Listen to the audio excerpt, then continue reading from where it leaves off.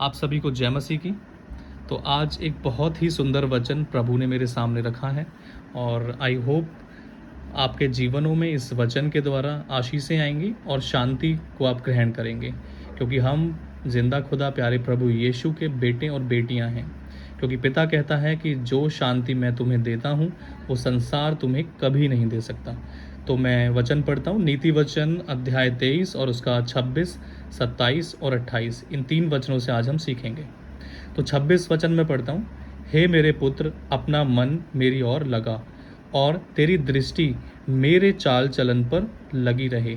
तो ये वचन हमें सिखाता है, प्रभु हमसे बोलते हैं कि हे मेरे पुत्र अपना मन मेरी ओर लगा। यानी हम सब का मन किसकी ओर लगा होना चाहिए?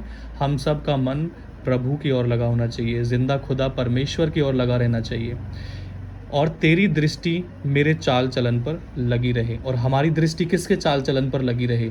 हमारी दृष्टि प्रभु यीशु मसीह के चाल चलन पर लगी रहे, क्योंकि वो मनुष्य रूप लेकर आया, देहधारी हुआ और प्रभु यीशु ने एक एग्जाम्पल दिया कि मनुष्य को किस तरीके से अपने जीवन में रहना चाहिए।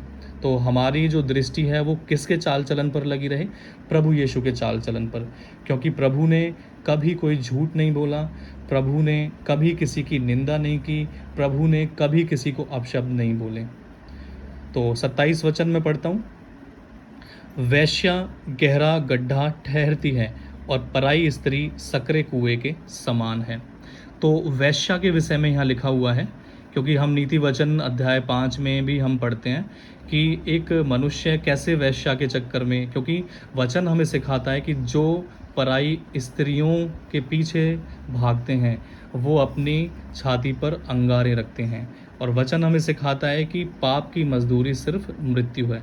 आज हम देखते हैं कि बहुत से ऐसे पुरुष हैं जो शादीशुदा हैं, जिनकी अपनी पत्नियां हैं, बच्चे हैं, पर फिर भी वो अपने जीवन को पराई स्त्रियों के चक्कर में खराब कर रहे हैं। और वचन सीधा सीधा हमें बोलता है कि ऐसे जो पुरुष हैं वो अपनी छाती पर अंगारों को लेकर चलते हैं। अब आप एक चीज़ बताइए, जिसकी छाती पर अंगारे रखे हों क्या वो जलेगा नहीं?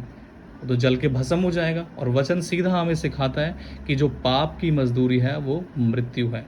तो इसीलिए जो भी ऐसे लोग हैं वो सुधर जाएं और प्रभु की ओर अपना मन फिराएं और अपने जो पिता ने, जो परमेश्वर ने उन्हें पत्नियां और पति दिए हैं उनकी ओर मन लगाएं। क्योंकि वचन कहता है कि तू सिर्फ अपने सोते से ही पानी पिया कर। पर आज हम देखते हैं संसारिक लोग जो हैं, अपनी खुद की उनकी पत्नियां हैं, फिर भी वो व्यभिचार में डूबे हुए हैं, फिर भी उनकी नज़रें दूसरी औरतों पर होती हैं। तो कितना ये गलत है प्रभु की नज़र में भी, और वचन भी इस चीज़ को नहीं कहता।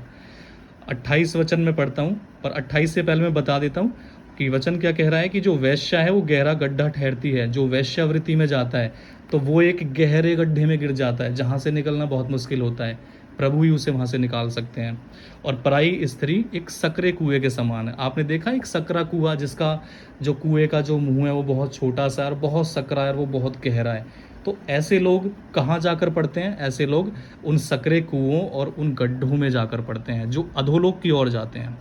28 वचन में पढ़ता हूँ, वह डाकू के समान घात करती हैं। ऐसी जो स्त्रियां हैं वो एक डाकू के, जैसे डाकू एक अचानक वार करता है, तो ऐसी स्त्रियां एक डाकू के समान घात करती हैं और बहुत से मनुष्यों को विश्वासघाती बना देती हैं।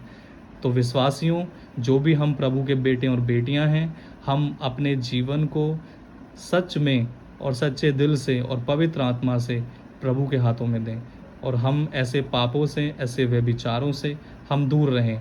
अगर हमारे जीवनों में ऐसे लोग हैं भी तो हम उन्हें अपने जीवन से बाहर कर दें, क्योंकि ऐसे लोग प्रभु में हमारे उद्धार को खराब करते हैं। तो कभी भी ठोकर का कारण ना बनो, हमेशा अपने लिए, अपने परिवार के लिए आशीष का कारण बनो। प्रभु आप सभी को आशीष दे। आमीन।